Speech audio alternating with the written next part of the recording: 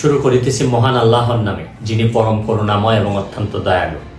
আপনারা যারা আমার ফ্যান ফলোয়ার আছেন, বিভিন্ন সময় বিভিন্নভাবে আমার উপর কষ্ট পেয়েছেন, তাদের উদ্দেশ্যে একজন সাবেক এমপি হিসাবে আমি দুটি কথা বলতে চাই।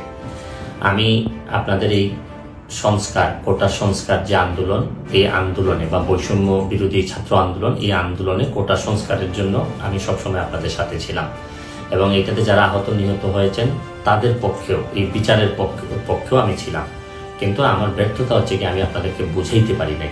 এটার জন্য আমি সম্পূর্ণ ব্যর্থ হয়েছি এবং আমি এই ব্যর্থ হওয়ার জন্য আমার যারা ফলোয়ার আছেন, যারা আমাকে নিয়ে প্রত্যাশা করেছেন, সবার কাছে আমি দুঃখ প্রকাশ করতেছি।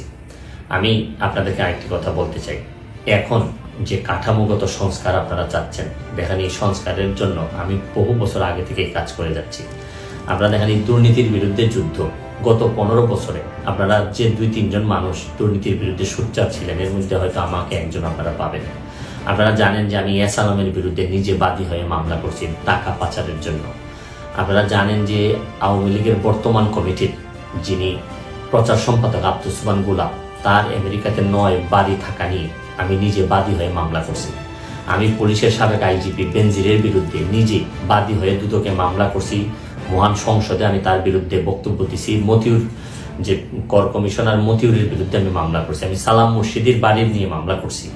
আমি সালাউদ্দিন, কাজী সালাউদ্দিন যে ফুটবলের দুর্নীতি নিয়ে আমি কথা বলছি। ওসি মুয়াজ্জেমের বিরুদ্ধে আমি নিজে মামলা করছি, করে তার 8 বছরের সাজা হয়েছে ডিজিটাল নিরাপত্তা আইনে।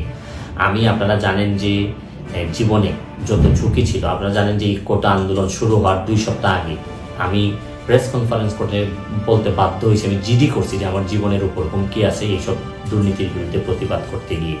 সুতরাং আমি এই যুদ্ধে সবসময় চেষ্টা করছি।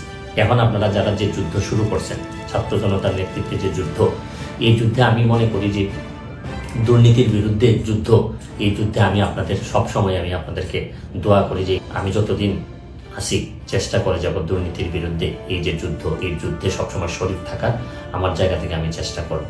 এই বলে আজকের মতো বিদায় নিচ্ছি। ভালো থাকুক আমার বাংলাদেশ, ভালো থাকুন সবাই। ধন্যবাদ।